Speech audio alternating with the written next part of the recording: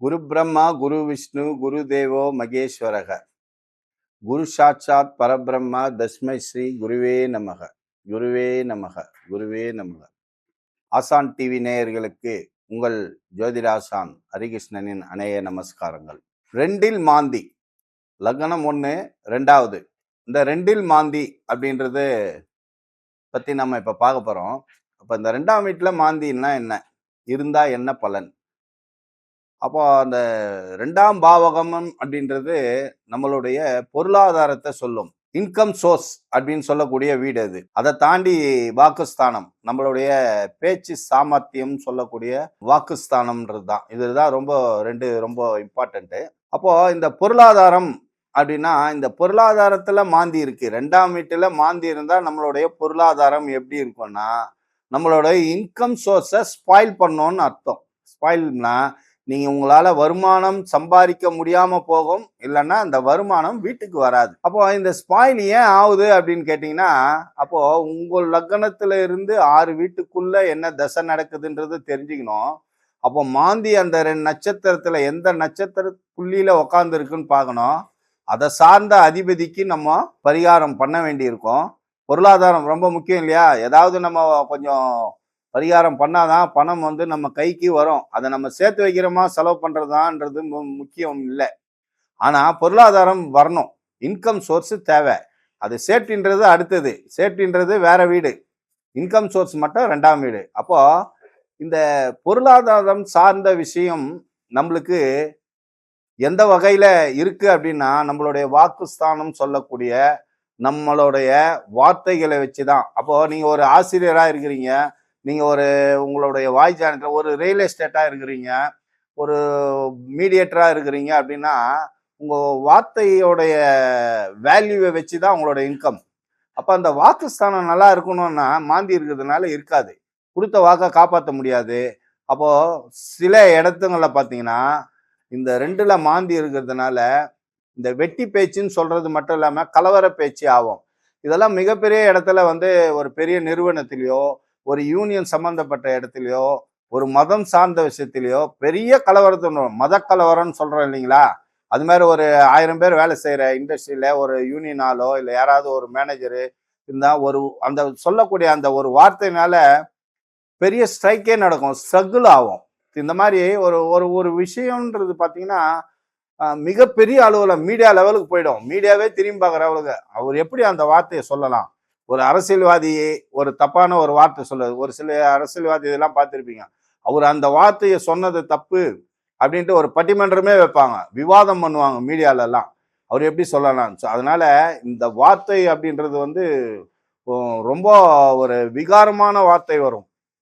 அந்த மாதிரி விஷயம்லாம் இந்த வாக்குஸ்தானத்துல ரொம்ப கேர்ஃபுல்லா இருக்கணும் அப்படின்றது தான். அவன் யாரால கட்டானா தான் வாயால கட்டான் அப்படின்னு சொல்றாங்க. இதே வாக்குஸ்தானம்னு பார்த்தீங்கன்னா, சிலருக்கு பார்த்தீங்கன்னா மாந்தின்றது சனியனுடைய மகன் சொல்றோம். அப்போ அவங்க நாக்குல பார்த்தீங்கன்னா கருப்பா ஒரு மச்சம் இருக்கும். அப்ப அந்த கருப்பா ஒரு மச்சம் இருக்குதுன்னா அவங்க அந்த அந்த அவங்களுக்கு ஒரு வாக்கு பலிதம் இருக்குன்னு சொல்லுவாங்க. இவங்களெல்லாம் பார்த்தீங்கன்னா இந்த கிராமத்து சைடுங்களோ மற்ற சில ஊருங்கள்லாம் பார்த்தீங்கன்னா அவங்க சொல்ற விஷயம் அப்படியே பலிக்கும். அப்போ அவர் சொன்னா அந்த விஷயம் பலிக்குதுப்பா அப்படின்னு சொல்லுவாங்க. அப்ப ஜோதிடம் சார்ந்த விஷயமே அதை எடுத்துக்கலாம். நீங்க ஒரு கோவில்ல ஒரு குருக்கள் இருக்காரு, அவர் சொன்னா அது அப்படியே நடக்குது, அப்படியே பலிக்குது. 2 விதம் இருக்குது, ஒண்ணு கெடுதலும் இருக்கும், ஒண்ணு நன்மையும் இருக்கும். ஸோ இந்த மாதிரி ஒரு விஷயங்கள்லாம் அந்த வாக்குஸ்தானத்துல இருக்குன்னா நமக்கு ஆதாயமா இருக்குதா? அப்போ இல்லைன்னா நம்மளுக்கு பெரிய கலவரத்தை உண்டு பண்ணுமா? அப்ப குடும்பத்திலேயே சண்டை நடக்கும் கணவன் மனைவிக்குள்ள. இந்த 2ஆம் வீடு 7ஆம் வீடுன்றது தான் குடும்பம், மனைவி கணவன் சார்ந்த ஒரு ரொம்ப இம்பார்ட்டண்ட்டான ஒரு ரிலேஷன்ஷிப்பு. அப்போ வெளியிலிருந்து வரக்கூடிய ஒரு உறவு நமக்கு மனைவி ஸ்தானம். 2ஆம் வீடும் 7ஆம் வீடும் தான் கணவன் மனைவி சம்பந்தப்பட்ட விஷயம். ஒரு குடும்பத்தை 2 பேரும் சேர்ந்து கொண்டு போறது அப்படின்றது. அதுல கணவனுடைய வாக்குஸ்தானம் 2ல மாந்தி இருந்து மனைவிக்குன்னா அவங்களுக்குள்ள கருத்து வேறுபாடுகள் எப்பவுமே இருக்கும். அப்பதான் நம்ம 7ஆம் வீட்டுல என்ன இருக்குதுன்னு பார்த்துட்டு ஒருத்தவங்களுக்கு திருமணம் பண்றோம். 2ல மாந்தி இருந்தாலும் பிரச்சனை தான். அப்போ அதுக்கேத்த மாதிரி நம்ம அதுக்கு சார்ந்த ஒரு பரிகாரம் பண்ணணும். அதையும் தாண்டி சில விஷயங்கள்லாம் இருக்குது. இந்த மாந்திக்கு ஸ்டோன் போடுவாங்க.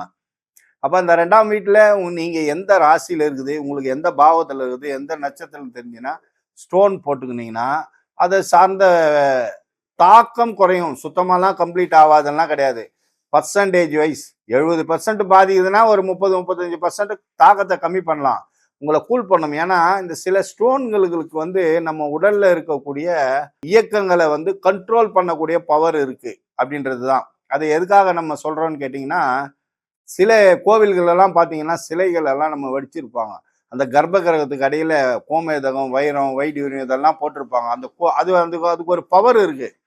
பெரிய லெவல்ல இருக்கும். அதுக்கு ஒரு பவர் இருக்குது. அதே மாதிரி நம்ம உடல்ல ஏதாவது ஒரு பொருள் சம்மந்தப்படணும்.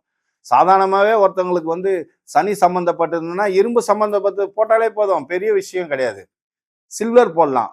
சுக்கிரன் சம்மந்தப்பட்டிருந்துச்சுன்னா நம்ம சில்வர் போடலாம். ஒவ்வொரு விஷயத்துக்கும் இருக்கு. கேது சம்மந்தப்பட்ட கோமேதகம் போடலாம். ஸோ இந்த மாதிரி விஷயங்கள்லாம் இருக்கு. ஏன்னா வாக்குஸ்தானன்றது ரொம்ப முக்கியம் இல்லையா? எல்லா பாவகத்துக்கும் ஒவ்வொரு பாவத்துக்கும் ஒரு பவர் இருக்கு. அதை சார்ந்த ஒரு கிரகத்துக்கு ஒரு பவர் இருக்குது. இவங்களை வந்து நெகட்டிவா வேலை செய்யும் போது அதை கண்ட்ரோல் பண்ணக்கூடிய விஷயம் நம்ம கையில தான் இருக்குது. எனவே இந்த 2ஆம் வீடு அப்படின்றது பார்த்தீங்கன்னா பொருளாதாரத்தை மெயினா பாதிக்கும். அந்த பொருளாதாரத்தை நம்ம கண்ட்ரோலா வச்சுக்கணும்னு சொல்றது தான் இந்த மாந்தி சம்பந்தப்பட்ட விஷயம். பொதுவா பார்த்தீங்கன்னா இவங்களுக்கு 2ஆம் வீடு 7ஆம் வீடு அப்படின்னு சொல்ற விஷயங்கள் கணவன் மனைவி சார்ந்த விஷயம் சொல்றேன் இல்லையா, இவங்களுக்கு லவ் மேரேஜ் ஆகும். திருமணம் பண்றதுக்கு முன்னாடி காதலர்களா இருக்கும்போது அந்த 5 வருஷமா அவங்களோட அண்டர்ஸ்டாண்டிங்லாம் பயங்கர அபாரமா இருக்கும். ஆஃப்டர் மேரேஜும் பார்த்தீங்கன்னா கேரக்டரே மாறிடும். ஏன்னு கேட்டிங்கன்னா இதோட ரிலேஷன்ஷிப் வேற, ஆஃப்டர் மேரேஜில் ஒரு ரிலேஷன்ஷிப் வேற.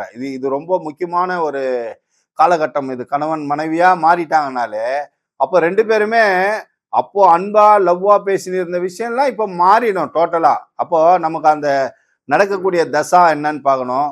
திதி சூன்யத்துல குறிப்பா மாட்டி இருந்துச்சுன்னா கணவன் மனைவின்ற உறவு பர்டிகுலரா திதி சூன்யத்துல 2 பேருக்குமே மாட்டக்கூடாது. மாந்தி சம்பந்தப்படக்கூடாது. மாந்தி சம்பந்தப்பட்டால் ஒரு உயிர் இழப்பு கண்டிப்பா ஏற்படும். கல்யாணம் ஆன 5 வருஷம் லவ் பண்ணியிருப்பாங்க. திருமணமான 3 மாசத்துல டிவோர்ஸ் போயிடுவாங்க. ஒன்று கோர்ட்டுக்கு போயிடுவாங்க, இல்லைன்னா 2த்துல ஒரு உயிர் பாதிப்பு ஹேங் ஆயிடும். ஹேங்கிங் அப்படின்றது ராகு சம்பந்தப்பட்டிருந்தா தற்கொலை பண்ணிக்குவாங்க, சூசைட் பண்ணிக்குவாங்க. ரிலேஷன்ஷிப் அப்படின்றதுல வந்து கிரகம் செய்யக்கூடிய வேலை பாருங்க. அந்த கேரக்டர் லவ்வர் வந்து மனைவியா மாறிட்டாங்கனாலோ, லவ்வர் வந்து கணவரா மாறிட்டாலோ, அங்க ராகு சம்பந்தப்பட்டிருந்தா சூசைடு, இல்ல செவ்வாய் சம்பந்தப்பட்டிருந்தா 2 பேர்ல ஒரு உயிரை இவங்களே யாருன்னா ஒருத்தர் ஒரு உயிரை எடுத்துருவாங்க. அப்போ உங்களுக்கு ஒவ்வொரு கிரகம் சார்ந்த விஷயங்கள் செய்யும். நம்ம மாந்தி பற்றி மட்டும் பேசிட்டு இருக்கோம்னு இல்லை, கூட என்ன கிரகம் இருக்குதோ அதை சார்ந்த ஒரு விஷயம் நம்மளுக்கு நடக்கும். அப்ப சுக்கிரனாவே இருந்துச்சுன்னா சந்தோஷமா இருப்பாங்க, மகிழ்ச்சியா இருப்பாங்க. லவ்வே அவங்க பண்ணலனாலும் மேரேஜ் பார்த்து அரேஞ்ச்மெண்ட் பேரண்ட்ஸ் பார்த்து பண்ணியிருந்தாங்கனாக்கா அந்த சுக்கிரன் மாந்தி சுக்கிரன் சம்மந்தப்பட்டு இருந்துச்சுன்னா அவங்களுக்கு குடும்பத்துல பிரச்சனையே இருக்காது. 30 வருஷம் 40 வருஷம் டிராவல் பண்ணி போயிடுவாங்க. அருமையா இருக்கும், லைஃப் நல்லா போகும் அப்படின்றது தான். அப்போ புதனே சம்மந்தப்பட்டதுன்னா 2 பேரும் நல்லா ஜாலியா பேசின்னு அன்பா பேசின்னு இருப்பாங்க. ஒருத்தருக்கு ஒருத்தருக்கு ஒரு அண்டர்ஸ்டாண்டிங் இருக்கும் அப்படின்றது தான். சில கிரகங்கள் சம்பந்தப்படும் போது அது இவங்களுக்கு சாதகமா இருக்கா பாதகமா இருக்கா, திதி சூன்யம் சம்பந்தப்பட்டிருக்குதான் முக்கியமா பார்க்கணும். அதையும் தாண்டி இதெல்லாம் குடும்ப விஷயம் பேசுறோம், பொருளாதாரம் பேசுறோம். ஒரு அரசியல்வாதிக்கு ரொம்ப முக்கியமான விஷயம் வாக்குஸ்தானம். அவனோட டேலண்ட்டு, அவனோட கம்யூனிகேஷன் எல்லாமே அவன் பேசுற பேச்சில் வாசுற வார்த்தையில தான். அவன் கேட்குற ஓட்டு கேட்கணும்னா கூட வாய் வழியாக தானே கேட்கணும்.